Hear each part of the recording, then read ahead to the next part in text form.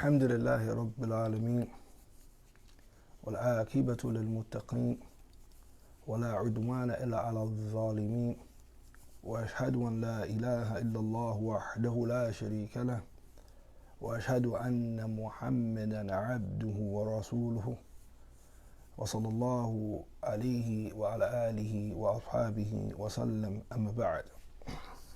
السلام عليكم ورحمة الله وبركاته. كيف حالكم جميعا يا أيها الإخوة وأخوات. Brothers and sisters, bi'ithnillah, following right on the heels of the talk that we gave addressing the incident that took place at the Eid that was hosted by Sunnah Nabawiyya, we felt the need, inshallah ta'ala, to deal with an issue pertaining to our youth.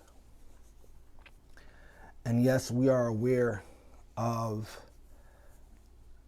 the positive interaction that have taken place with the Imam of Sunnah Nabawiyya, Imam Hassan Somali, and with the parties that were involved in the scuffle. And here is our 2 cents on that issue, by the permission of Allah Jalla wa Ala. First, we want to make dua and ask Allah subhanahu wa ta'ala to reward everyone who have participated. We want to ask Allah subhanahu wa ta'ala to accept their efforts in regards to resolving that issue. And we felt that that was something that was best, especially since it was at an event that was hosted by that masjid, that they were able to get the parties that were involved, sit them down, give them some da'wah, help them come to some reconciliation, which Islam encourages. But also along with that, we would now like to say that we also hope that they take the lesson as well that they were given. And this addresses specifically to Imam Hassan Somali, that we hope that in the advice that you parted, that you also take that same advice in regards to dealing with other tulabs, of the students of knowledge, of the du'ats, of the masajids. And the reason why I'm saying this is because I was riding in the car with my 12-year-old, and we were talking about where we're going to the Eid at, and we were mentioning where we're going to go buy some stuff at the, to wear for the Eid. And he was saying, well, Germantown have a place up there that we can go. And I had no problem, patronizing Germantown. But knowing with the night shift, knowing the whole scene of that whole thing, I don't feel comfortable. But how can I explain this to my 12-year-old? He didn't understand me saying that, I'd rather go here than go there. Because, he's not familiar with the night shift. He's not familiar with any of those things. But interestingly, his response is what made me start to think. And being as though he a 12-year-old, he says, I don't understand it. How is it masjids or masajids or imams are beefing with other imams or other masajids like it's the streets? That was my whole outlook when we did the night shift. That was my whole outlook from the start. It's as if like we was looking at another hip-hop scene that was trickling through the masajids. And when you place those things in light, the events that have taken place and the issues that are being argued, you see that you see, by the permission of Allah Jalla wa Ala, that those issues can be resolved. Those issues can be dealt with. But my child, and just like many of our children, if we want to keep it a bean, we want to keep it honest with ourselves, are being raised through hip-hop. They are being raised through the internet. They are being raised through the society and the environment that they're in. They're not being raised by the hadith. They're not being raised by the Quran. You understand? They are being more appealing, and what's addressing to them is that. And I see that in my son, who I haven't had the privilege of raising myself, but still I witnessed that in his whole demeanor, okay? And me saying this is that him automatically to make that comparisons right off the drive shows me that we as community leaders, and I'm not putting myself as a community leader, but as the community leaders, we have to do a better job. We have to do a better job. And that job and have to trickle down from us. If those issues can be resolved. And I heard what Imam House of Somalia, I heard what you said in returns to if any brothers in the West or all over Philly, they want to reconciliation, we have to put our pride to the side. We can't expect people to come to us. We can't expect that. Everyone put their pride to the side. You know what Dr. Sheikh Tahir is at. You know where he's at, or you know how to get in contact with him. And this is something that has been introduced way in the past. You know what Muhammad Munir is at. You know where these brothers are at. You know what Imam Muslim Family Center is at. You know these things.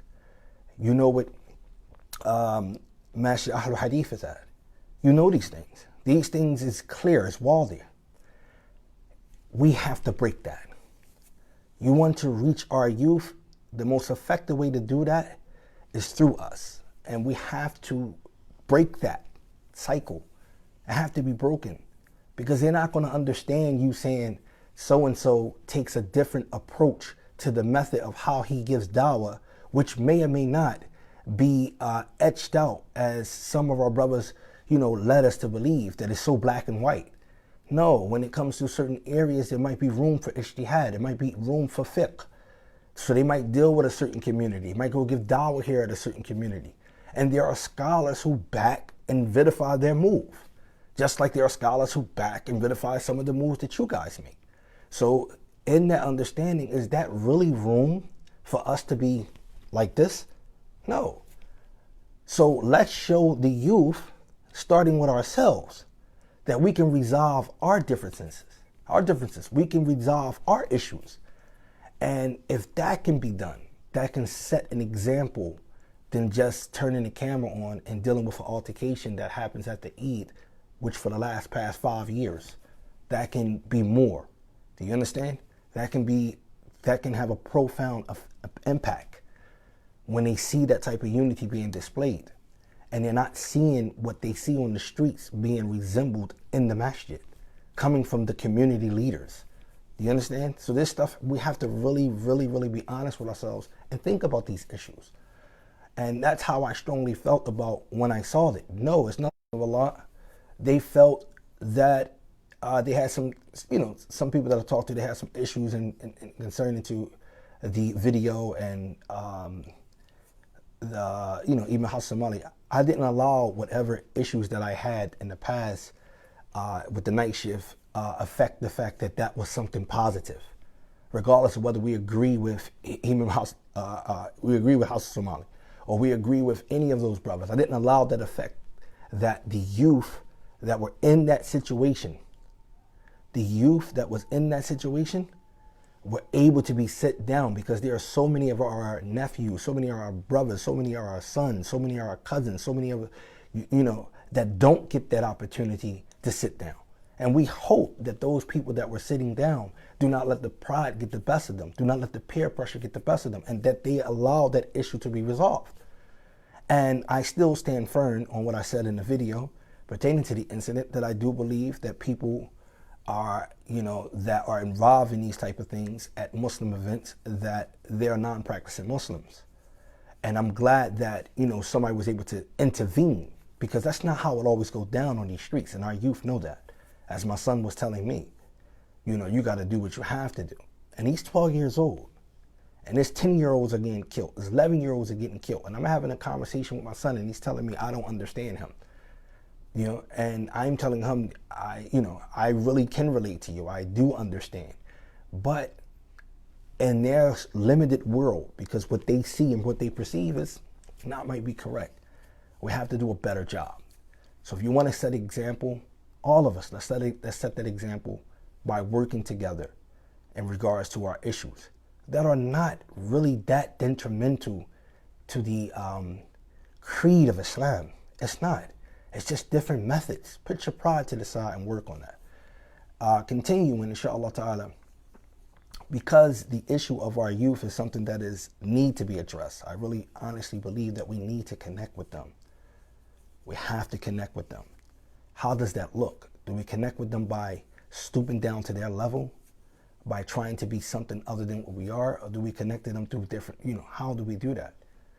The youth ear and heart is being pulled by an industry that sells pain, that sells trauma, that sells these different things.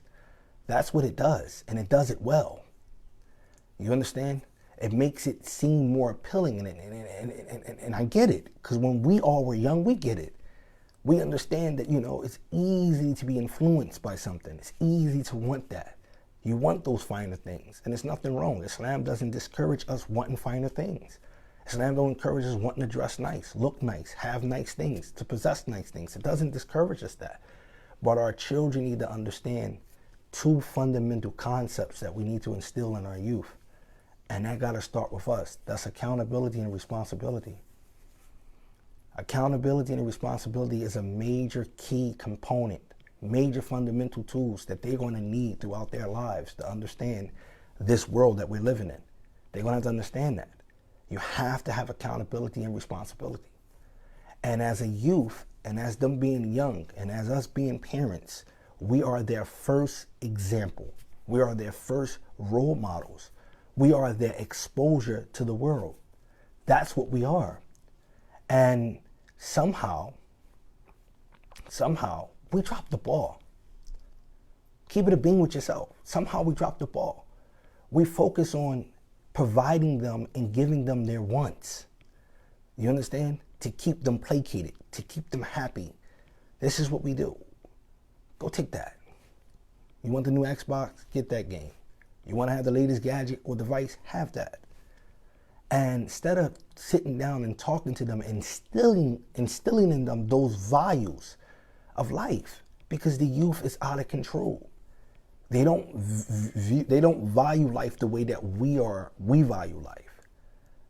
Our streets aren't safe because of them. They are the danger to the streets. You understand? They are playing a game that is a deadly game that they don't understand the effects of it. It's all good when you're the one behind the trigger. But then it comes a time when that role reverses, when you're the victim behind the trigger. You understand?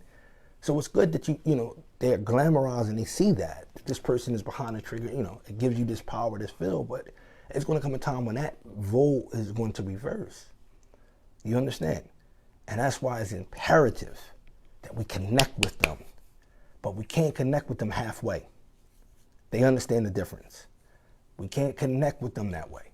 We have to connect with them through real and reality to instill those things in their minds. The concept of being impoverished, being hard, having nothing to lose, being without, that have to be etched in our children that's a myth and it's a false reality and perception. It's not real. We have to communicate with our youth on that. That isn't real. And I know it's seen that way because that's what the rappers are talking about. Getting out of the mud, making out of the trenches. You understand? Doing this, doing that. I had to get away from that. It's murder everywhere I'm at. It's drugs, it's cat vials, it's drugs, it's this, it's meth, it's pills. These are the things that I am witnessing on a daily basis when I come outside of my home.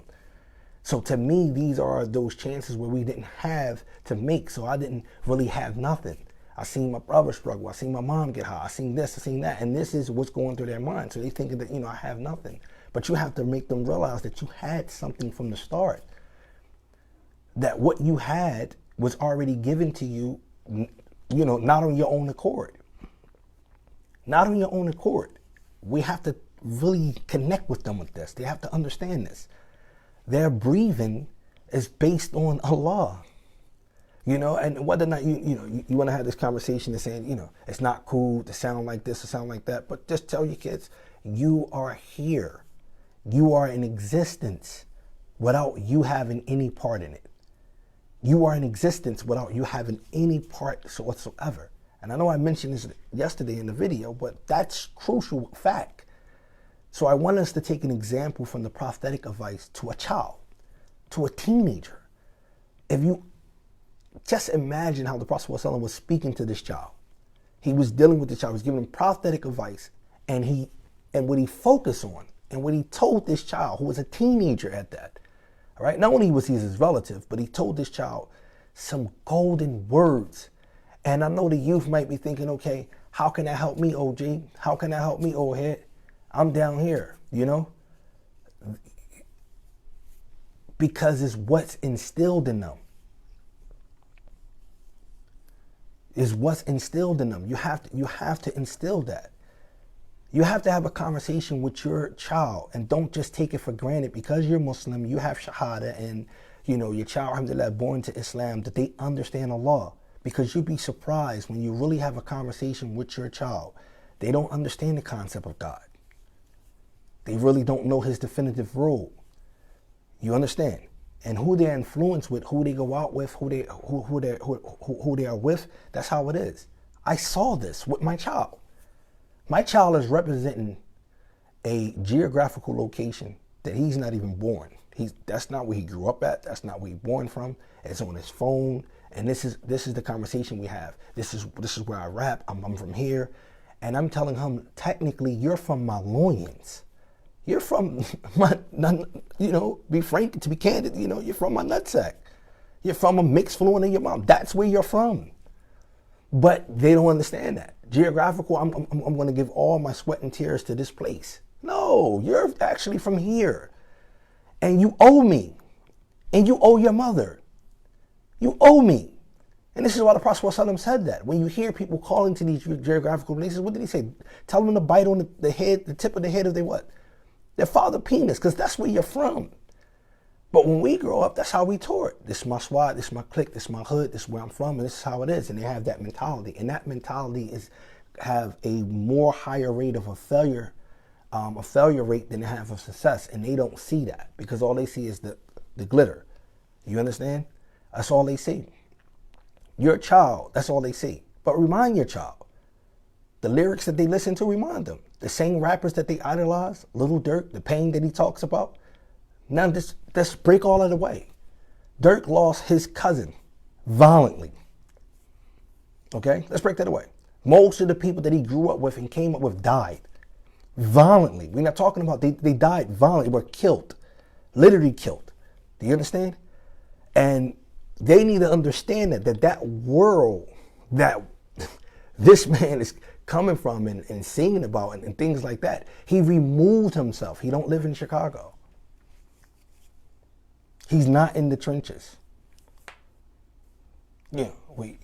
Our child needs to understand that. Durk is not in the trenches. It might seem like that. Rap is a dangerous profession. You got T Grizzly telling people to get life insurance.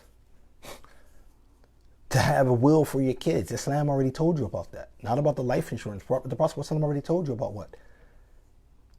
Storing something up. Preparing for that day. Do you understand? It's already been laid out. But this is the concept because you don't know when you're going to go. People are hunting at their heads. You got Lil Baby, another favorite rapper of your child. You got Lil Baby. What do he talks about? He talks about his mother. He talks about his sister. He talks about never going back to the position that he was in. This is their biggest fear. And then they don't realize the inner works of this. How much of your soul that you have to sell to be a part of this thing. The fame that comes along with it. That's fitna. The challenges. Because now you have to work. It becomes work ethics. Like Nas said, what did he mention? It's work ethics. Every day I got to be ready. I got to go to another show. I got to go on a tour. I got to go do this. You have to be up. When they call you, you got to be ready. You got to be in the studio. You got to make sure you're putting on work.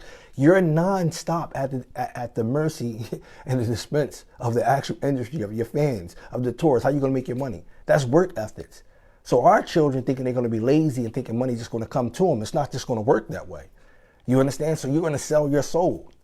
You're selling your soul. That's what you're doing. You're selling your soul. But it looks good. And that's the way that bad always look.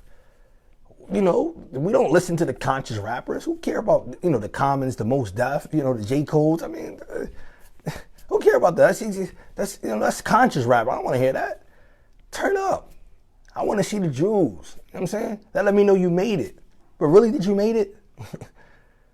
And it's funny though, right? Because if we would etch paradise into our children's mind, and it seemed abstract to them, like, or you talking about a place that's not even here, right? You're talking about a place that doesn't even exist, right? To me, I'm here, I'm down here. So you're telling me about a place that I got to actually try to, imagine. But be real with your child and tell them, okay, How far-fetched does that sound? Then you really honestly thinking you're going to be a one percenter. How many people make it to be the one percenter? How many people make it to these? What's the odds of you making it to that? And what do you have to give up to get to that? You know, and not only you mentioned that in this hadith that we're going to go over, you're going to hear the Prophet ﷺ mention a very vital point. Pay attention to the points that he tells this teenager about qadr, about qada. You know, you ain't going to end up nowhere except where the Lord is going to actually have written for you, which he has decreed for you. And our children don't understand the concept of qadr or qada. That's not in their minds. So if you want to connect with these youth, we have to really have to be an example for them. And we have to show them that accountability is major. We can't give in to the every whims and desires. We can't give them everything they want because we didn't have it. That's not good parenting skills. That's not even being a good person who is a good citizen role model. That's not how it works. Life is about consequences. It's about decisions, responsibility, being a man, being a woman. You understand? Knowing that that paycheck that you got is not yours, especially if you have dependents. Knowing that if you make one wrong move or one decision when you spend that money, that it can trickle down and affect your bills. It can affect whether or not you're going to be at that spot again. It's going to affect whether or not you're going to have that car. It's going to affect whether or not you're going to, you understand? You can buy this or get this, and that's the reality. But when we sit around and try to be the best friend to our children and to the youth and try to, you know, seem like we're cool, you know, and we're down and we're not instilling no real values into them, what do you think is going to happen? The streets is going to be raising them up right in front of you. And now they are the menaces to societies right now. They are literally killing each other based off a revenge theme. The Prophet ﷺ came to Medina. When he got to Medina, which was known as Yathrib, what was going on? What was the scene that was around there? What was it? The Prophet ﷺ came in a time of chaos. They were feuding, two tribes, over 100-year span of wars. One tribe member kill another tribe member, the other tribe member go back and get retaliation. It's a never-ending story. Never-ending story. Alhamdulillah, Islam came and was able to put a stop to that. But our children don't understand that. Kev, I grew up with, that's my man, right? So Kev get murked. Now we gotta go represent for Kev. I'm not gonna let them just take my man like that. So I'm gonna up the score. You understand? I'm gonna go make sure we're gonna either even the score, I'm gonna up the score. So I'm gonna go take your homie or take your brother or your cousin. Same thing you see in the case of Young and Ace, and who else? And Folio. Look at the beef. They both lost a brother in that squabble. Think about it. Cousins, family members. But this is what your children's not seeing. All they seeing on their back end of it is they weren't no cowards. They put it down. They hold down for their set. You have to instill the right values in them to show them that good isn't boring, that being conscious is in whack, and it's not played out, and it's not mean that you're a nerd. You're not a nut. You have to instill that in them. But if they don't get that from you coming right out the back, then what they going to get? You know, I go to a masjid. Oh, we don't go down there. We don't mess with those guys. You know, as if we understand the haqq better than, you know, these other guys who understand the haqq. Your child he ain't got time to get back and forth going to you what scholar said this or what hadith said this or what principle you stand. He don't got time to go over that. All he going to see is friction. Oh, you beefing. That's all he's going to see. You beefing. Y'all tripping. That's what he's going to say. Y'all tripping. Y'all supposed to be Muslims, right? This is what the youth is going to be saying. Oh, they tripping. Right? And then you sitting back thinking like, okay, right? But I'm doing the right thing. I'm upon the haqq. Nah, man. You got to reach these youth, man. You got to let them know that these lyrics that they're so entwined to, that they so inclined towards, that you have to pay attention to the rappers themselves. They have sold their soul. They are in panic and fright to ever go back to the mud. They don't never want to go back to the trenches to live there. Trust me. They are in panic mode for that. And they're actually in a more dangerous situation than anything. Especially when we were coming up, rappers wasn't getting killed left and right like that. Now it's just like, you know, it's addy, it's normal. You know? My 12-year-old telling me, okay, something happened to you, you do something back, you know, that shows that you ain't a chump. You stood your ground. And I'm trying to explain to his 12-year-old mind that, no, yeah, it depends. You can retaliate. It depends. But you have to understand the difference between your pride. Because that decision can cause a whole catastrophic decision. You understand? People that you grew up with, no longer around, spending years and years in jail. Like my man Maul. 3 body counts. Yeah, I sat with him in Greatest for it. He got 3 kids out here in this world. But those kids ain't going to have their dad. And his reputation, you think, is still intact. But I guarantee when I was talking to him, he Muslim, he praying. He realized that those decisions that he made, it might have looked tough at the moment. It might have made him feel better that, I was able to hold down my ground. But what did he lose in respect to that? The children ain't seeing that side. You understand? All they seeing is that I got to live, kill or be killed. I got to get it this way. And they don't understand the value of that. So the Prophet ﷺ, speaking to his cousin, Ibn Abbas, I know this hadith, he says, oh child, showing some endearment, letting him know that, he was talking to a youth.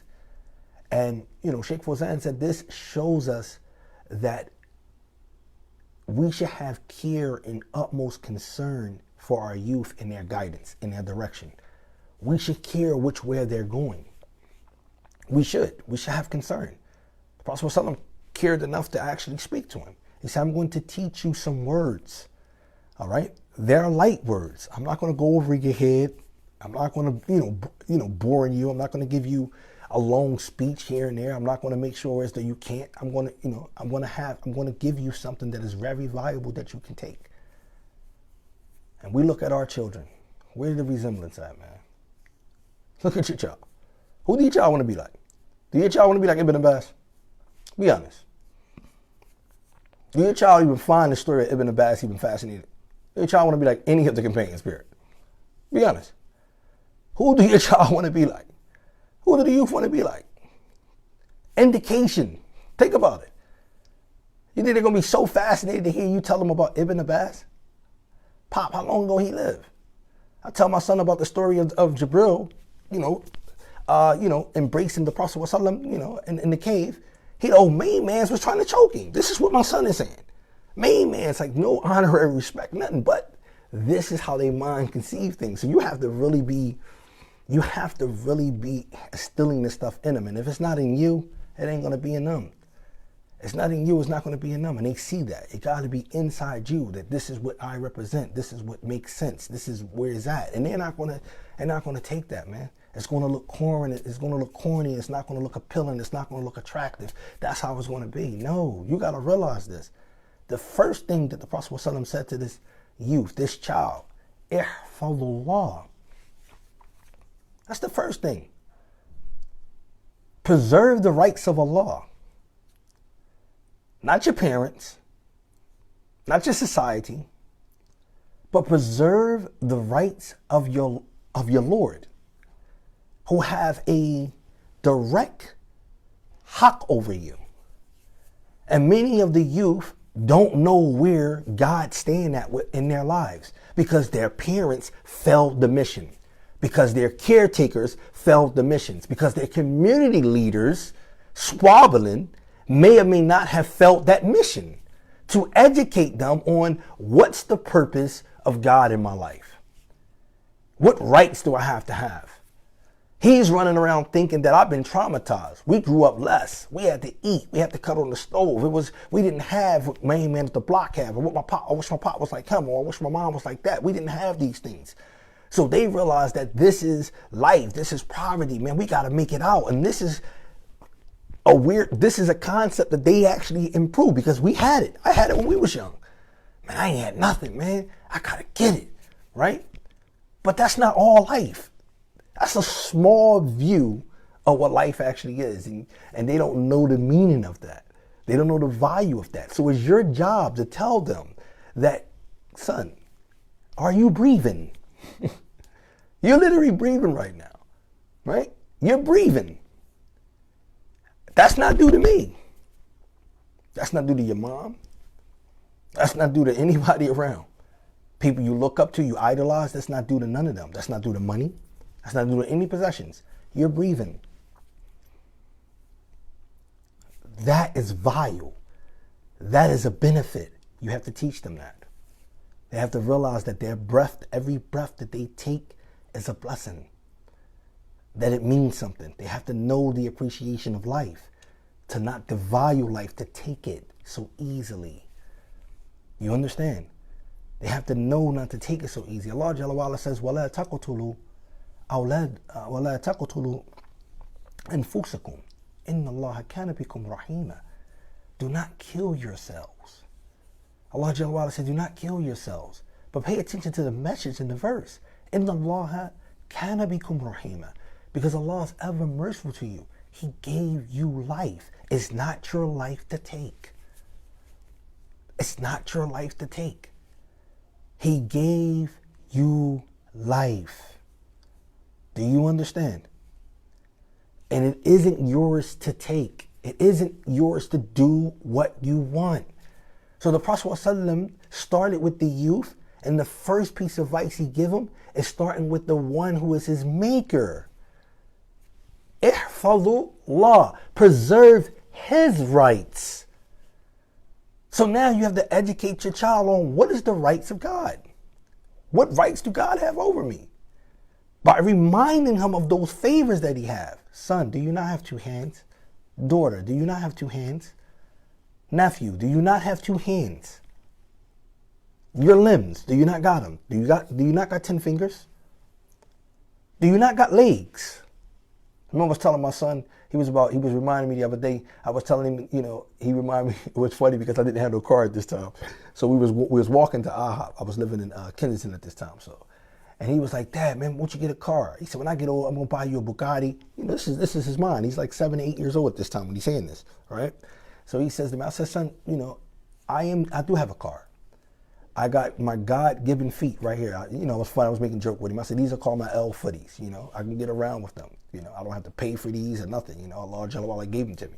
And I'm able to walk here and there where I want to go at. I made it funny for him and everything like that. But the reality is I was already blessed with legs that I can move around. That's limbs. You understand? So before you start talking this traumatized stuff and selling me your pain, listen to these rappers sell me death. All right? You already rich. It's the mindset that we have to get them on. Change their perspective. Make them realize that there's a bigger world than this small, minute concept that you ain't got nothing, you're not going to be nothing, and the only way you're going to be something if you do X, Y, and Z. No, that's someone else's vision. That's someone else's concept. That's someone else's purpose and design for you. That's not yours.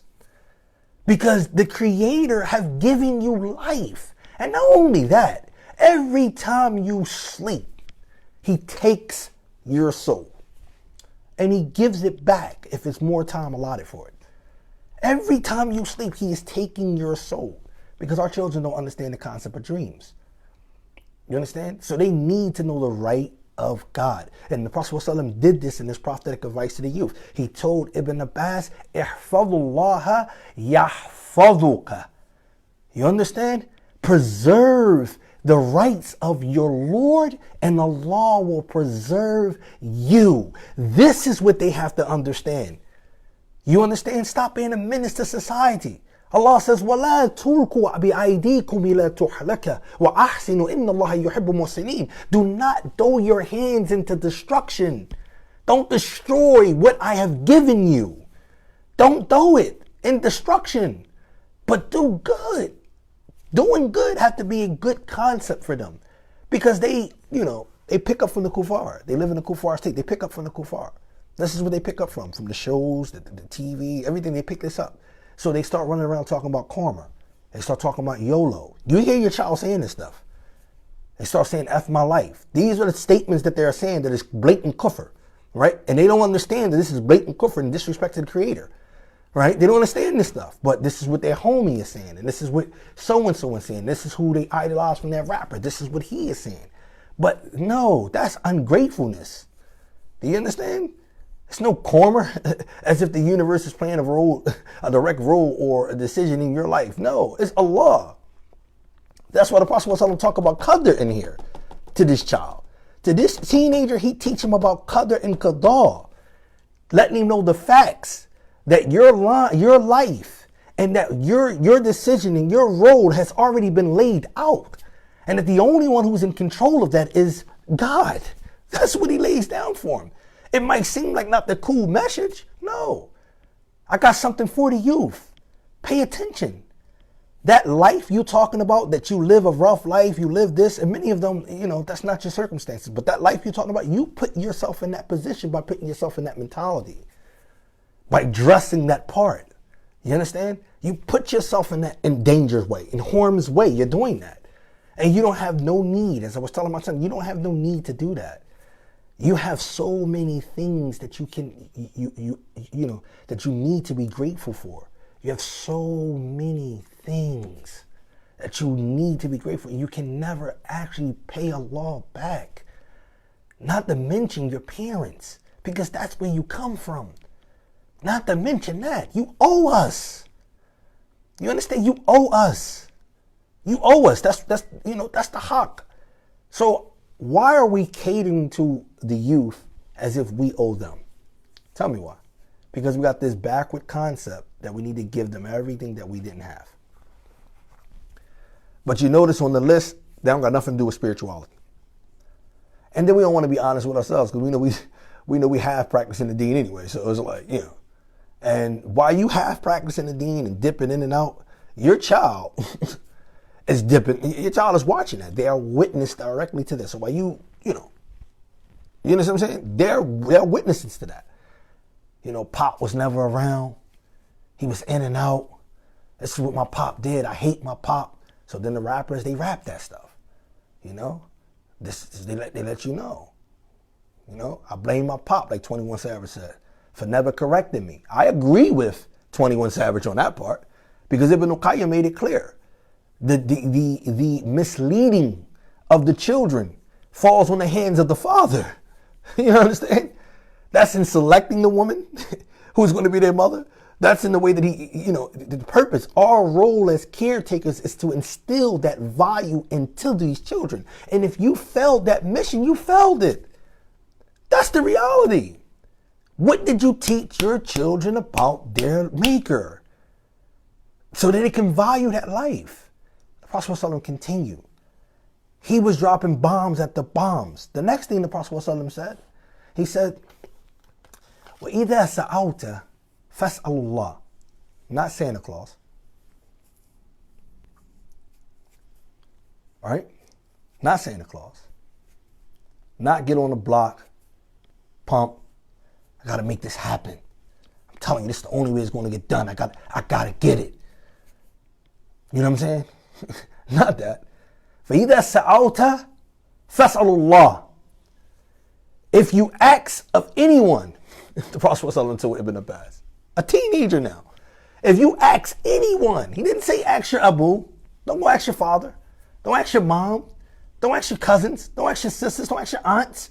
He said, فَإِذَا سَأَوْتَ فَاسْأَلُ اللَّهَ. If you are anyone you need to ask, you ask Allah first. What is the Prophet doing for us right here? What is he teaching this teenager right here? That we need to be instilling in our children. That God is the benefactor.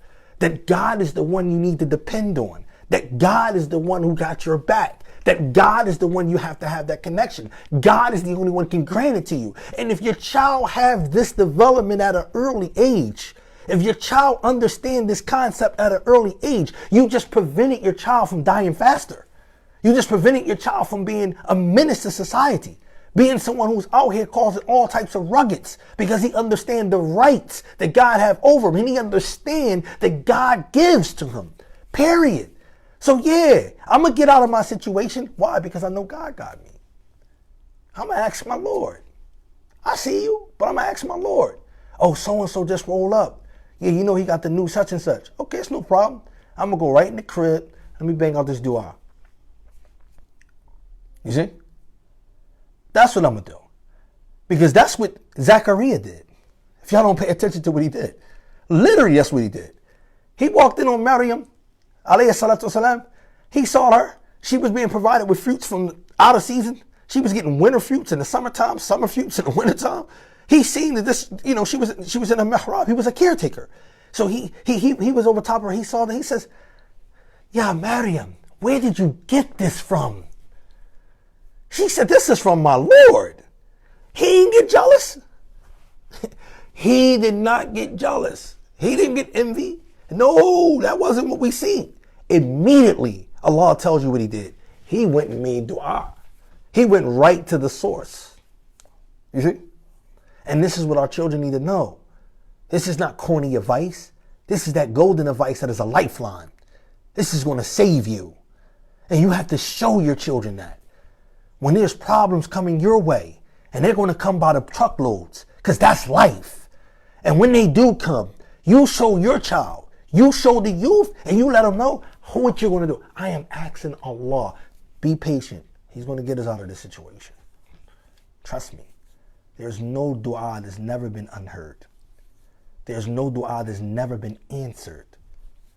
This is what you have to understand. The Prophet ﷺ solidified that.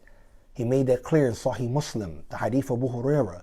Don't ask Allah except that you have firm conviction that he answered it. Period. You have to believe without a shadow of a doubt that Allah answered it. Period. Whatever you ask for, if it's good for you, you're going to get it. If it's bad for you, then Allah is going to remove it from you. Do you understand? So the direct thing here, and it shows how to put everything in its proper place. Because if you start at the top, you wouldn't have to depend on the people. You have to let the youth know. These people in the society that you depending on to be your role models, to say, yeah, they made it, I need to be like that. No, you're wrong, because Allah Jalla wa Ala told Muhammad sallallahu alaihi wasallam what? لَا يُطِيعُكُمْ فِي كَثِيرٍ مِنَ الْأَمْرِ لَأَنِتُّمْ. If you would have obeyed many of them concerning the affairs, talking about humans, if you have obeyed many of them, they would have led you astray, man. You understand? They don't know their right from their left. And you have to show you have to show the youth, you have to show your children this. Stop thinking that a person, because they have possessions, that they are all right, they are well off. That's not true. You don't know what no one is doing behind closed door, or what they had to go through to get to where they're at in order to maintain or to keep what they got. You don't know. You only seeing the outward aspects of it. Child, you got to be smarter than that. The Creator gave you an aql. You got to be smarter than that. You got to stop thinking that, society is going to set the norms for us and set the vision for us. La. Allah tells you that. As Allah subhanahu wa ta'ala says, Alam ahad. Right? Ahad. Ilaykum ya bani Adam alla ta'budu shaitan. Allah says, did I not take a covenant with you, O children of Adam? Don't worship the shaitan. Innahu lakum aduwwun mubin. Indeed, he's to you an open enemy. وَلَقَدْ أَضَلَّ مِنْكُمْ جِبِلًّا كَثِيرًا. Allah said, indeed, he had led multitudes of you astray. Multitudes. أَفَلَا تَكُونُوا تَعْقِلُونَ. Then Allah says, do you not have any aql? Do you not see what's going on? Have your child be a critical thinker. Yes, stop thinking they can't comprehend. At the age of 7, they can be critical. At the age of 6, they can be critical. They can think, and they can actually perceive certain things. Let them be critical thinkers, to think and weigh pros, cons, rewards, consequences, responsibility, accountability. This has to be instilled in them at an early age. Every decision you make have a consequence, have a result. There's going to be some residue. That's because you might have this, you might maneuver this is going to cause this. And it got nothing to do with karma. It got something to do with Allah subhanahu wa ta'ala, sunnah, his way. And this is how he deals. It got nothing to do with karma. We don't believe in karma, all right? And we don't believe in the concept of you only live once, because that's false. You don't only live once. You have a soul that's eternal, all right? You don't only live once. You understand? We have to instill this into the youth. Allah Jalla wa Ala tells you about shaitan, the tricks of him. Allah says, shaitan ya'idukum faqra. Shaitan, he threatened you with poverty. Allah says, وَلَا تَقْتُلُوا أَوْلَادَكُمْ مِنْ خَشْيَةِ إِمْلَاقٍ نَحْنُ نَرْزُقُكُمْ وَإِيَّاهُمْ. Okay? Do not kill your children for fear of want or poverty. Allah is the one provide for you. in them. You not get it? You don't even have the right to kill your child because you believe you don't have the means to take care of that child. You don't have the right to kill him. Why? Because Allah granted that life. Yeah, Allah subhanahu is the one who granted that life. You don't have the right to take that child's life. You don't have the right to do that. So if you're going through any hardships, you have to let your children know we have a provider. We have a provider. The same one that gave us all of what you have right now. Son, how you think you get to wear those nice clothes? Right? Don't you got all your limbs intact? How you able to move around? Right? How you get to see and recognize what is beauty? How you get to taste and see what's good? How you get to smell to know what's good? All of these things are valuable possessions that you need to instill in your child. As they say, richness is a state of mind, and it is. Richness is a state of mind. It's the perception. We have to teach our children that life is not bleak like society wants us to think. Life is not a tunnel vision like society wants us to think. It's not one rule. Whereas though, I either got to, kill somebody, keep up my pride, or I got to be killed. I got to do it this way or not get it. No, it's not like that. It's not like that. So the Prophet ﷺ goes to the next point. Just want to pay attention how he's just dropping bombs at the bombs. He start with the right of Allah, showing you God role in your child's life, in the youth's life. Then showing that the dependency should be only on God. Tawakkul. He goes to the next part. And that is, فَإِذَا اسْتَأَنْتَ فَاسْتَأَنْ بِاللَّهِ. If you seek aid now. First he said if you want to ask someone for something, you ask Allah. Now he's saying if you need any assistance, any help, any aid, then seek that from Allah. He etching this tawakkul thing on who? Allah Jalla wa Ala. He's connecting the qalb of the child to the Creator. The Creator is your guide. The Creator is the one who got you. That's your guarantee. This is the one you have. This is what we have to establish, man. These children don't got no spirituality, man. That's because the parents, that's because the community leaders have dropped the ball. That's what it is, man. We got to call it what it is. Stop thinking, yeah, we doing our best efforts. I'm a part of that. We dropped the ball. We're still caught up in trying to live our life. We're still caught up on, the different temptations of life itself. Yet and still, we're forgetting that now that you got this child, you got to be a better role model. What did Al-Hasan al-Basri say? Look what he said. Based off the ayat in the Quran and Surah Al-Kahf, where Allah Jalla wa Ala preserved the treasure in the story of Khidr. He preserved a treasure, you understand, for the children of these righteous parents, due to their righteousness. Allahu Akbar. Right? What Allah says, وَكَانَ أَبُوهُمَا صَالِحًا. Indeed, their father was righteous. And this was not Hassan al-Basri F1, this was Omar Abdul Aziz. He says, because of this, I became more righteous because I wanted my children to have the better benefits. That's what he took for the verse. He says, because of this, I wanted to have my children have the best. If you want your children to have the best in the world, then you have to exploit and teach and nurture their spirituality. You have to let them understand that powerful connection. It's going to help them cope with things in life such as depression, such as anxiety. You understand? Such as peer pressure. Do you understand? If they have the right core, the right spirituality connection with the Creator from the onslaught, it's going to help them deal with life problems. But when you miss that connection, you're going to destroy them. And you don't even realize it. Because they're not taught to go back to God. Prayer is not, it's not a coolness to their eyes. God don't understand. He's not here. He don't know what we're going through. Mom, I want to put you in a better position. Yeah, it's good to buy your mom a crib. You want to be able to do stuff for your mama. How you going to go about it, son? How you going to be responsible? How you going to go about it? You ain't going to never get a chance to buy me a crib if you out here killing one another.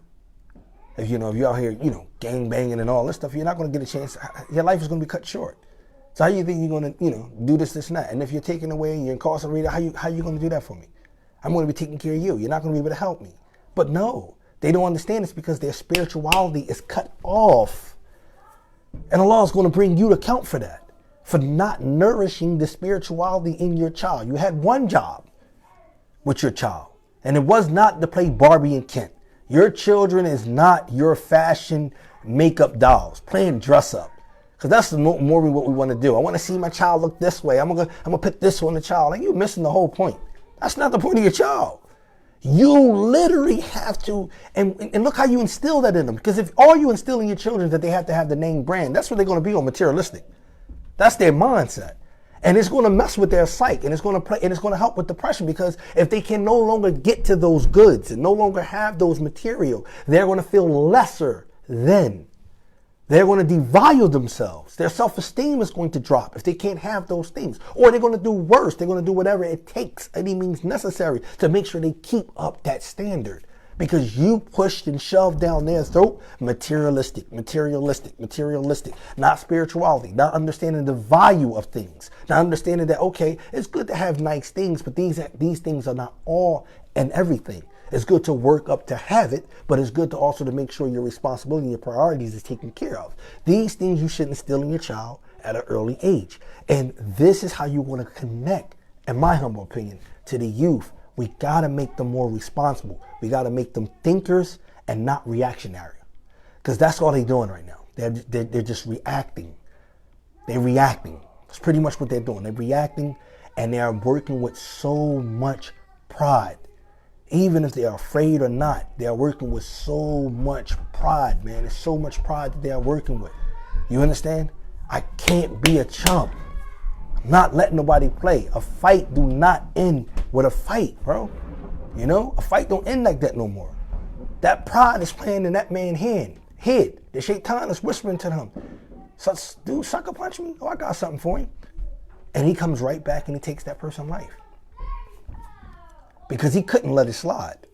His pride wouldn't let him do that. But if you had taught him spirituality like the Prophet ﷺ is doing to Ibn Abbas here, he would have understood. Because listen what the Prophet ﷺ say next, which is one of my favorite parts.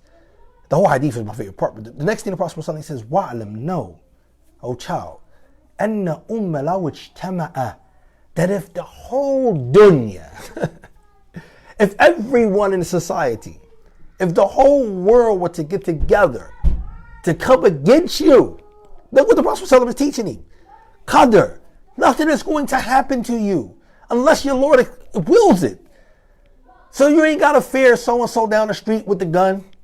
You ain't got to fear the crew up the block. You ain't got to fear whether or not you have this or you don't have that. You ain't got to, you don't have to feel that way. Honestly, you don't.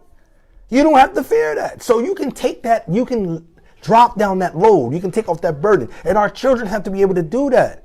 Because when they walk outside, they got to have that in the back of their mind now. But they got to be on, on point. I can't let nobody take me off my square. I can't do that. I'm not going to give this boy the chance to do that to me. He won't do me like that. I'm up on him. This is their mindset. This is what they're listening to. Stop acting like your child ain't listening to it. Stop acting like the youth ain't in tune to that.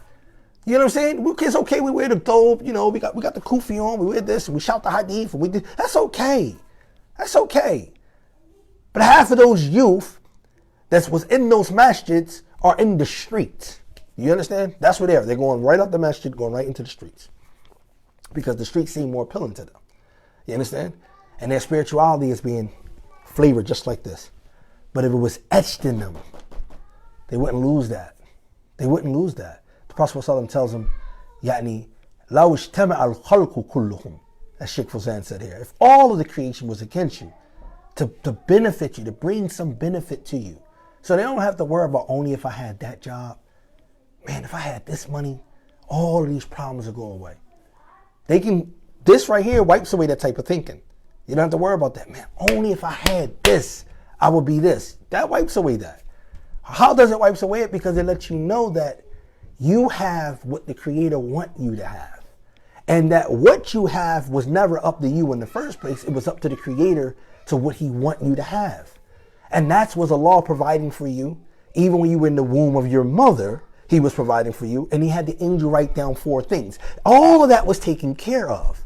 But you put a burden on yourself when you start to think that you are the one that's sufficient. You're the one that's independent. You're the one that got to make it happen. No.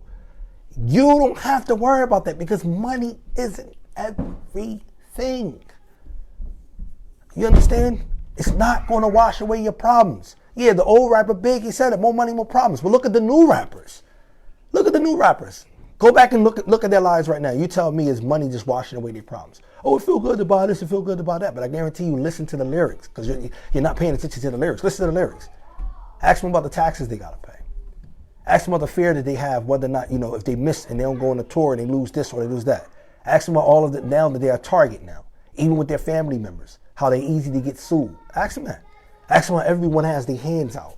That money now becomes what they're enslaved to more so than a master of. That's the reality. They become a slave to it. Ask them. And you have to instill this into the youth.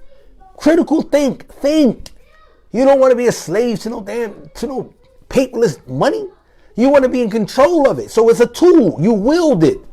You understand? You put yourself in position, but that takes critical thinking. It's chess, not checkers. You strategize. You put yourself in a better position, but you do that through the tawakkul of Allah. You do that through the aid of Allah. You do that through the understanding, the spirituality, the connection, that because Allah is the one who controlled the qadr. This is how you do that. And you put your best foot forward, because Allah says, "Wa alaysa lil-insani illa ma sa'a." Man can have nothing except that what he strive for. Wa anna sa'yahu sawfa yura. Soon he should see that what he put forth. You understand? So he has to put in some work.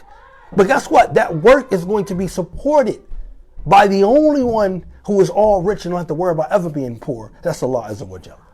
And if your child understand that, he will have the most strong confidence. His confidence will be on a beam. His self-esteem will be on a beam. He won't be put down with peer pressure. That won't bother him. He'll wipe that off like nothing. Brush it off his shoulder like nothing. That don't mean nothing. Why? Because he understands that everything that I got is due to Allah. And if I want more, it's due to asking Him. And if I need to depend on someone, it's Him.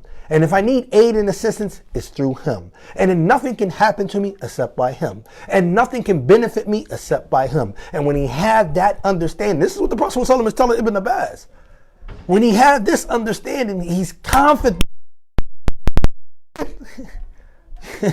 He's confident. He's getting ready to be rich without even knowing it. You know what richness really is? He's getting ready to be rich without even knowing it. People spend their whole lives to attain richness that he's getting ready to get at a young age without even knowing it. That's called qana'ah. He's getting ready to be content. There's no one you can show me right now in the dunya that have whatever that they have right now. There's no way. They don't. You got a critical think. They're not totally 100% content. Look, a little baby.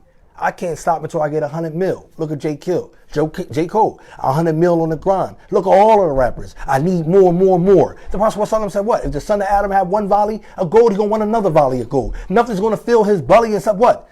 Dust.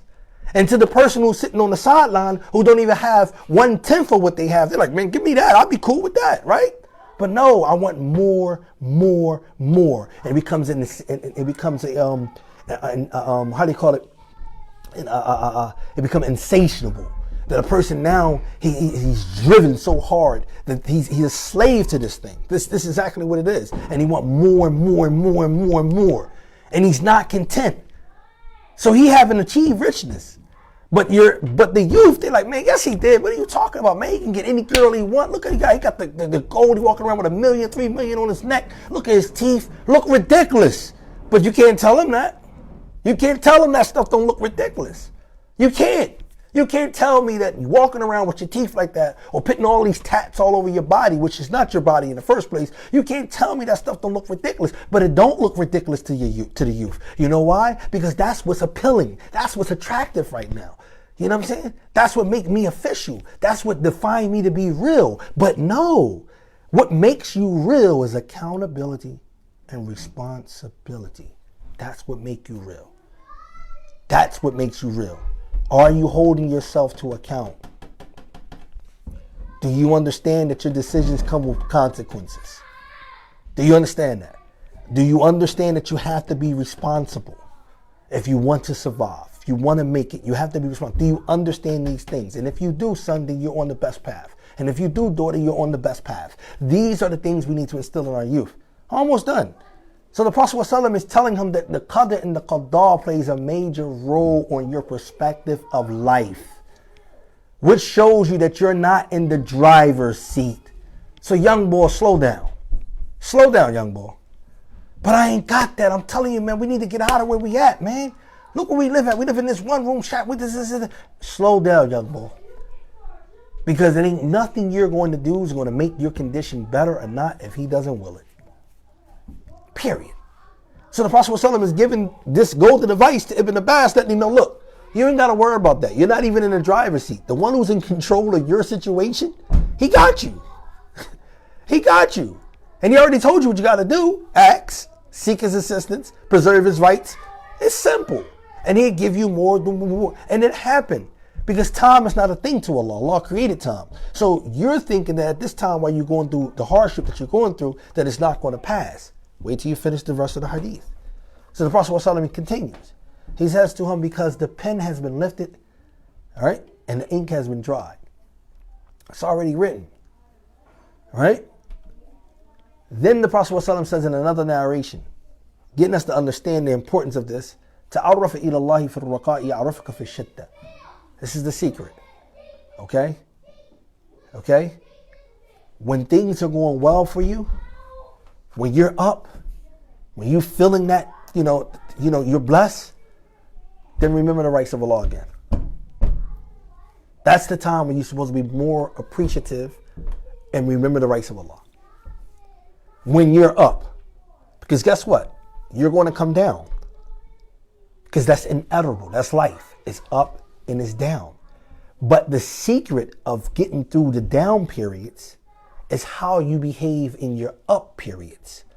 This is real education and instructions for any child, whether Muslim or non-Muslim, that are real value, man. The Prophet ﷺ is giving real authentic information here for us, man. Whether you're ups or you're downs. You understand? Because life is about ups and downs. You see mommy, you seen daddy, or if you got both of your parents, you see that we used to be this, then we downsized. We used to have this. You seen us probably go through the lights was cut off. The gas was cut off. You seen this. Then you seen that it was time that the lights wasn't cut off. It was on. You seen the gas. You seen that we had this car. We went from this. You seen us make these transactions. You understand? You seen this. You seen us go from this period to that period, that period. It's ups and downs. But how did we behave when we were up will determine how we get by when we are down. Teach these etiquettes and values into the youth, man. Accountability, responsibility. Let them know that the down periods are one, how you respond to the up periods. Preserve the rights of the Creator. Be more thankful and appreciative when you're up, and be patient when you're down. And then Allah will remember you during the times when you are down, because it's a hikmah in the period when you are down. Because there were some actions that you have done. There were some decisions that you have made that brought you to this path. And how you handle it is going to all be a part of that. But they have to realize that. You understand? Every successful rapper tell you how many times they had to be consistent, how many times they have failed, how many times they have been determined, that it didn't happen for them. Lord Durkee tells you 2010, I'm starting, I've been rapping, I'm just getting the recognition now. I've been coming from here. Here we at 20, what, 21. So I'm telling you, for 11 years I had to work hard. Other rappers tell you I had to be consistent.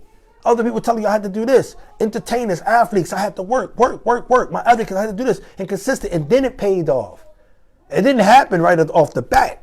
It didn't happen like that. That's not how it works. And your children need to understand that. Yeah, you might got a good idea today. You're going to have probably 20 more of them next week.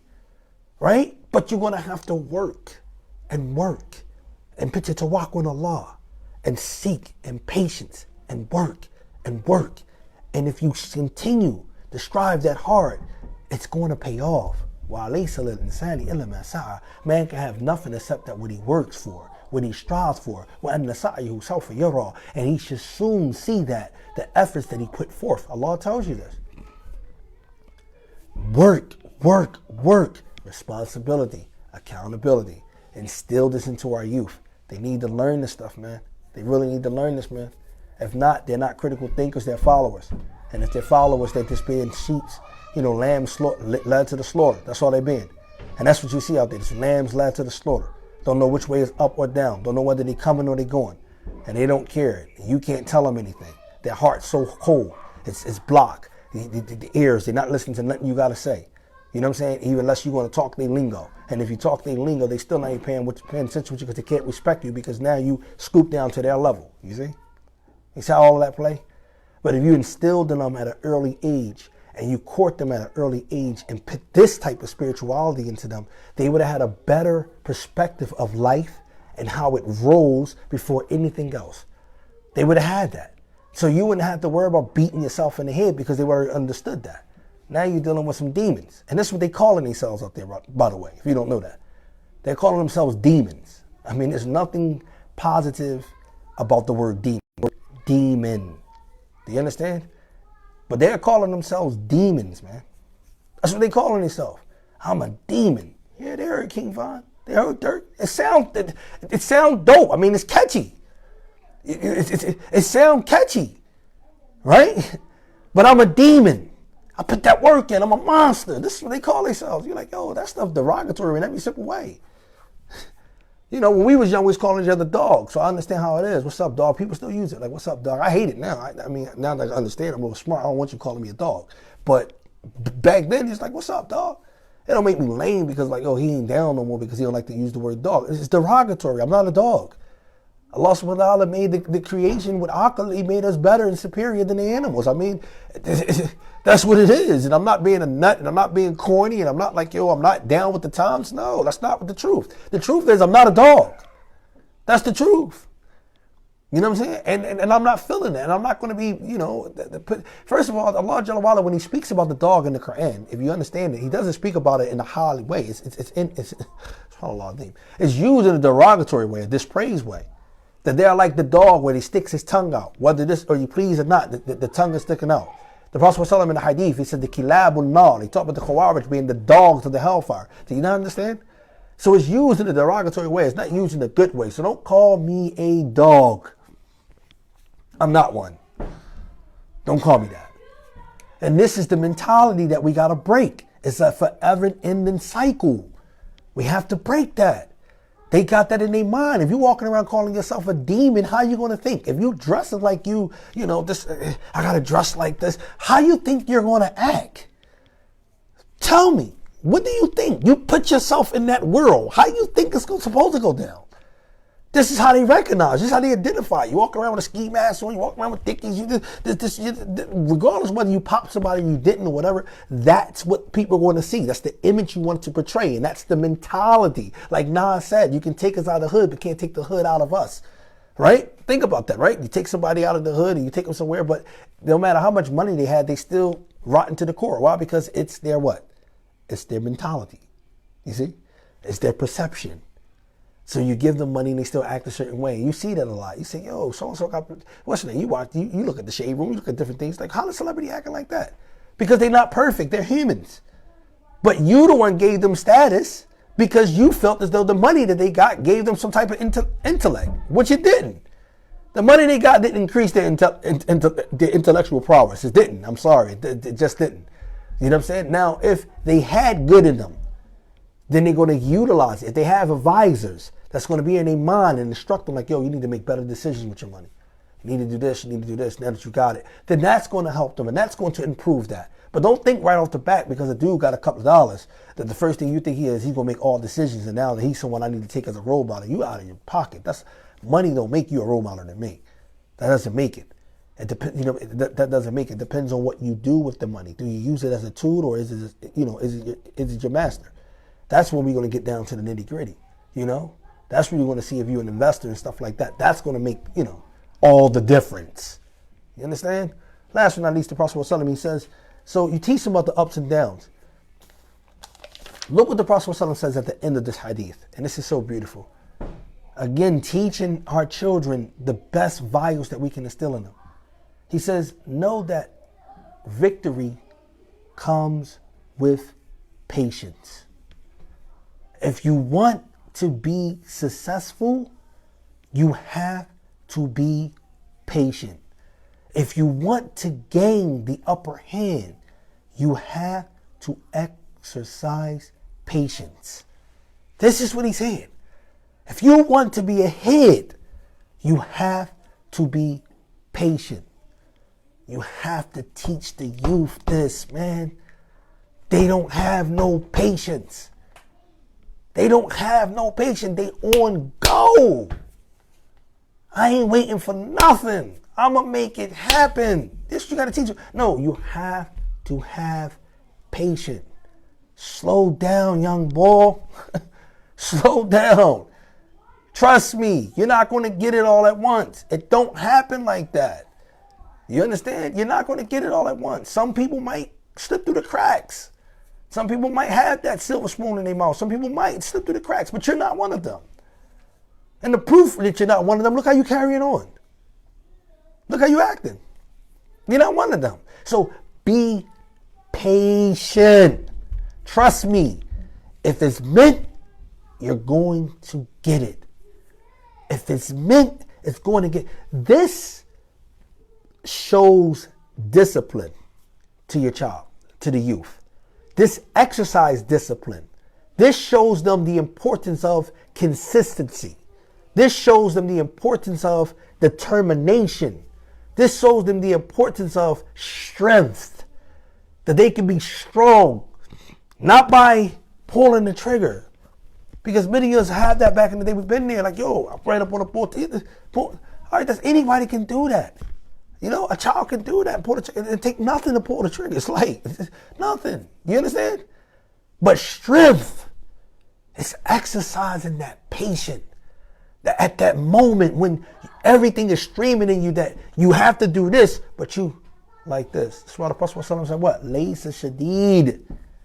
The strong one is not yani, the one who is sur'ah, the one who can wrestle and take someone down. He says it's not the strong one. He says the strong one, innama shadid, the only strong one is the one who what? Yamliku nafsahu inda al-ghadab. The one who can control himself at the state of anger. And you tell me half of the murders that are not committed right now in these streets is not based off of some rage and anger inside of there, off of revenge. He killed my man down the block, we're going to get him back. And then the rappers, they making it no better because they telling you there's no passes. This is the time we live in. No beef is wash. There is no passes. This is what they mean when they say these statements. I ain't giving no pass. That's what they mean. He with his child, you know what I'm saying? Like FBG Duck was saying, what? If you with your child, I'm going to let you slide. He has some common sense in this mouth. Like, you know, I'm not going to kill you in front of your child. But King Ron, no, I ain't giving no passes. I'm not giving no passes. I don't care if you with your mom, your grandma, whatever. It used to be respect a little bit in the streets, right? When you're going through a little beef, this, you know, you keep certain things away from certain things. It's not like that no more. I hope you understand that, what y'all dealing with. And then you sheltered in this demon. This is what you're doing. Nah, in class, you sheltered in this demon. This is what you're doing. Every time you let that demon come back in your house, you hear you know you hear the news in the street. Come on. The street get the news faster than anybody. Whether you understand what I'm saying? You know what's going on. Oh yeah, that's so-and-so son. Yeah, that's so-and-so nephew. He tripping, he bugged out. So everybody know. I said, yes, I'm in class. He said, everybody knows that so-and-so is a problem. He's a demon on the streets. Okay? And then you sit there and every time, open up the door and let him come right back in. You worse. Yes, I said I'm in class. Can y'all stop doing that? Okay. All right, so you know, you open the door right up. Right?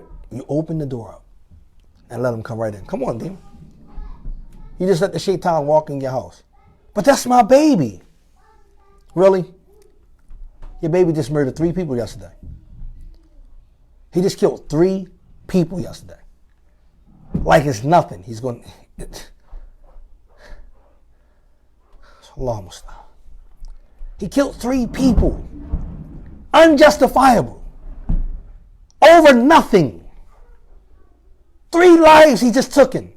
He have just taken 3 lives. But that's my baby. No, he's a demon. That's a shaitan. That's what he is. Understand it. Man, the Sahabas had more balls than us. Man, pardon used to be candid like that, but that's what they did. Ibn Umar. His son told him what? I'm not going to, as for us, we're not going to allow the woman to go to the masjid. Ibn Umar said what? The Prophet ﷺ said that what? We don't prevent our women from going to the masjid. And just because the Prophet ﷺ said this and his son went against the hadith, he didn't speak to his son. He cut him off. Based off of that, he cut him off of that. I'm not speaking to him. Yeah, he from my loins, but what? Do you understand? We don't got that understanding. We just keep sheltering these demons, these monsters, and keep giving them, feeding them to do exactly what they're doing, man. They're being a demon and a menace to society, and we're helping them. That's because it was something wrong with us. We fell the ball. We didn't connect them with spirituality. That's what it was. And that lets you know that we dibble and dab. So once we dibble and dab, it's like, well, what can you tell me? That's what it is, man. Allah Mustaan. Allah make us better than me. So the Prophet ﷺ says next, وَأَنَّ فَرْجَ مَعَ الْكَرَبِ, and that relief is associated with distress. This help you with depression. Wallahi, tallahi, wallahi, man, this hadith is so beautiful, man. This advice is so golden. It helps you with depression. You know how many of our youth right now are struggling with depression, mental health issues. You know how many of our youth right now are struggling with depression, man. Trying to understand where they fit at in life. Trying to understand whether or not they're here or they're there. And if they're not there, then something is wrong. And how can God be compassionate if my mom is struggling like this and my pop walked out on us? How can this happen if so-and-so is getting high and this is happening like that and we have been addicts and stuff? How? This is trauma for them. And depressed. But look what the Prophet ﷺ is telling Ibn Abbas. He says, he says, وَأَنَّ الْفَرْجَ مَعَ الْكَرْبِ, that with relief, that with distress comes relief. That every distress that you have, it comes with relief. Sheikh Fawzan, he says, every time the distress become intensified, تَتَطَلَّعَ إِلَى الْفَرْجِ, then wait and anticipate and wait for the relief. Every time you feel the intensity of that problem becoming more burdensome upon you, every time you feel it, then you should anticipate the actual relief. He says, فَذَلِكَ أَنَّ فَرْجَ اللَّهُ قَرِيبٌ, because the relief of Allah is ever near. It's ever close. It's ever close. You're in the hands of Allah. You ain't going through nothing. It might feel unbearable, but Allah Jalla wa Ala got you. That's how the hadith started off with. Preserve the rights of Allah. He got you. He's in control. So that little moment that you're going through, that little problem that you're going through, it's minute, because the one who's in control of it is going to remove it like it was nothing. Time don't mean anything to him. So you might have felt it, but then he just let it go. Boom. And it's like that. And if our children don't understand this, every problem is in a setback. Youngin, every problem is in a setback. Don't get despair. Don't lose hope. What is wrong with you? It should feed your motivation. It should push you to drive harder. That's what it should do. It should do the opposite. Every little setback you go through, I couldn't get this, I couldn't get that. Okay, then shape up better. Approach it different. Try this angle. Try that angle. Look at it more positively. Don't look at it more negative. Don't be a pessimist. Be an optimist. Be someone who's optimistic. Look at life in a different lens. This is what we have to teach these youth. They don't know nothing about life. They don't appreciate life. They don't respect it. They don't know the value of it. They don't have no connection, man. They don't. And we failed and dropped the ball because we in the masjid squabbling over who's giving the dawah the correct way. Who's dealing with the innovators, who's rubbing shoulders with this, who's getting paid, who's taking this. And that's nonsense. That's what we're doing. We're stuck there. That's nonsense. No. What about so-and-so who's getting ready to go down the street and take that man's life? What you going to tell him? Huh? What you going to tell him? He's getting ready to go out there and put someone down in the dirt, man. Because he lost his homie. You know what I mean? He lost his homie. So-and-so killed this homie, man. I lost him. I ain't got him no more. But he don't understand. If he would have understood that Allah wasn't the one in control of that. If he understood that Allah subhanahu wa ta'ala, that no soul died except by Allah's will. And that Allah was in control. And it was a time for him to go. He might have went out violently, but it was time for him to go. And if he understood that. But no, you're still squabbling with so-and-so. Don't take from Shadid. Don't take from Tahir. Take from Mufti, come here, don't do this. We upon the sunnah, this is upon that. Squabbling. I ain't going there to get no answers.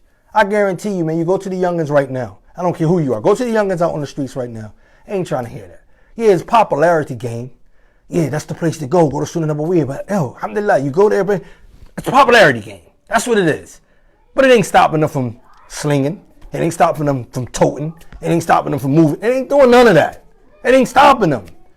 It ain't doing none of that. Spirituality, man, you have to connect that. That's what it has to do. You have to test that. You have to test the qalb. That's what Allah talks to in the Quran. If you ever read the Quran, that's what Allah is talking to. He's talking to your qalb. When Allah says talk to the hypocrites, He says speak a word that's direct to test the very inner core. To test the very. He says be direct with them. Don't sugarcoat nothing. And Surah An-Nisa, to test the very core. You know what I mean? And when they feel that, and you connect with that, you are able to drag them out of that abyss. You're able to pull them out. And they need to feel that, man. They really need to feel that. Last but not least, look what he's saying here. He says, فَإِنَّ مَعَ الْعُسْرِ يُسْرًا. We already know if the golden two ayats where Allah Jalla wa Ala says that what? Where every difficulty there is relief. Rarely where every difficulty there is relief. Allah Jalla wa Ala also says until the point where the messenger and those who believe along with him say, when is the help of Allah? Allah says, indeed, the help of Allah is ever present or ever near. So Sheikh Fawzan, he says, فَإِذَا اشْتَدَّ الْأَمْرُ فَاعْلَمْ أَنَّ فَرَجَ اللَّهُ قَرِيبٌ. Okay? So when the distress intensified, it becomes severe, then that's when you know that the relief is close. وَلَا تَيْسَ وَلَا تَقْنَطُ مِنْ رَحْمَةِ اللَّهِ. And never despair of the mercy of Allah. Instill this in your children. And for those of you who love the Surah Yusuf, and I know all of us should love the Surah Yusuf, one of the most beautiful stories ever told, if you understand the value of that, in that story, it's important for you to catch the point where Allah mentioned the same point here. From the mouth and the tongue of Ya'qub, who was being tried with the fitna of his children. Right? None despair of the mercy of Allah except those who disbelieve. And what did Ya'qub do? He cried so much, he grieved so much that he lost his eyesight. This was pain for him. He lost his eyesight. And he said, I will not give up or despair. I will only complain to Allah. Basically, same thing here. The Prophet ﷺ Ibn Abbas. If you what? If you ask Allah. If you seek assistance from Allah. Ya'qub is doing that. I only complain to Allah. Right? And I do not despair of Allah's mercy, man. The youth need to understand that. Never despair of Allah's mercy. You know? Never despair of it. Show them that. Show them that, every time you wake up, it wasn't due to you. It was due to Allah's mercy. He gave your soul back. Yeah, we don't got that. But guess what we do got? We got eyes, we got limbs, we got heart, we can breathe, we can eat, we can taste, we can smell, we can feel. So he's still showing you mercy. So while you looking at the possessions and things that are man-made or materialistic stuff, look at what you do have. He's still showing you mercy. So every time that you blow in breath is every time you have to make better. So that's mercy.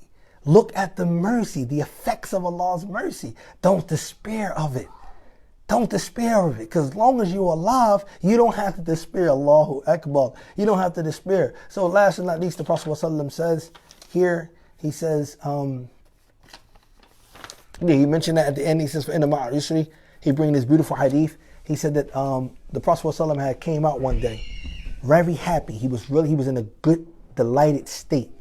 And he came out and while he was laughing, okay, while he was smiling, was laughing. He said, "Huwa yadhak."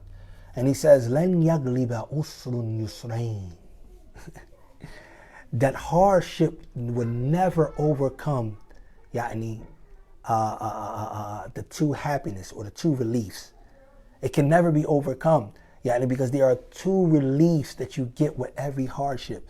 He says, لَنْ يَغْلِبَ. And this made the Prophet ﷺ happy. فَإِنَّ مَعَ الْعُسْرِ يُسْرًا. إِنَّ مَعَ الْعُسْرِ يُسْرًا. Al-usra murratun wahida. Sheikh Fawzan said is mentioned only once. Difficulty is mentioned only once. That is because here it is pointed out with the lam, the alif lam, the definite article. He said, "For usra wahid, wal yusra munakkarun muqarrarun." He says, as for the relief, as for the ease, then it is mentioned repeatedly twice. For kullu usra ma'ahu yusrayn. So every difficulty that you experience, there are two moments of relief that's coming right after it. Okay, every difficulty that you're going to experience is going to be two reliefs after it. So you cry, but guess what? You do laugh. You frown, but guess what? You do smile, right? You feel sad, but guess what? You're going to feel delighted. You understand? You feel down, but guess what? You're going to feel up. Allah Jalla wa Ala talks about this in Surah Najm. He says He is the one who makes you laugh and makes you cry. Do you understand? He gives you these emotions so you can have. Yeah, it looks like that. We got to really instill this into them, because if we don't, man, we're going to allow them to believe in a narrative that isn't true and that is pretty much unjust to Allah Azza wa Jal, to their maker, that they believe in that their life is bleak and that the only way that they can get out is, being hard, having a pride, moving the way that they move, and that, it's a survival mode. We have to really let them know that, no, that's not what life is. That's not the purpose of life. That's not the meaning behind life. That's not the value of life. You have a lot to be thankful for. Even if you ain't living in a mansion, even if you don't got the jewelry, even if you don't got the car, even if you didn't get the girl, even if you didn't get the guy, you got a lot to be thankful for. And if they start learning about shukr and they start learning about patience, trust me, the youth will be more connected, and we can cut out a lot of this violence, man. We can cut it out. I mean, that's just my 2 cents on the whole thing. Again, like I said, I know a lot of people might think that I'm taking shots at Germantown. No, I was being direct towards Al Somali. May Allah reward them. Again, as I said before, for least trying to, to bring a reconciliation to that matter. That was something that was good and positive. I don't want no one to think that just because I might don't agree, that I feel some type of way towards that. No, that's good. As Uthman ibn Affan said, he says, when the Muslims are doing good, you support them. You don't go after people when they're doing good. If they're doing good, they're doing good. You support that. But I just want to give that advice to Hassan Somali. Take that same energy now, and let's bring about reconciliation between the other 2 labs in the city. People that that are upon the same creed you are upon. Not, just because they don't take from this or take that. Bring that and show that example on a wide scale. Because now the youth, once they see the community leaders are solidified, once they see that there is a connection there, might gravitate them towards it. But they can't take it seriously when you are standing alone like Gilligan's on the Island, or you just a whole clique and this is a clique. They understand the difference between cliques, because that's why they gravitating towards gangs. They understand squads, and they understand that. They understand, that's my clique, that's your clique. They understand that. That's not hard for them to get. They process that. So if you want to be over here in your little island and they want to be over there in their little island, then no, you have to let them know that the masajids are the homes of Allah. The masajids are the places of worship for Allah Jalla wa Ala. You have to let them know that. You have to let them understand that. And you have to let them know that they have to respect their elders, just as the elders have to respect the youth. You have to let them know that. And that have to be seen, man.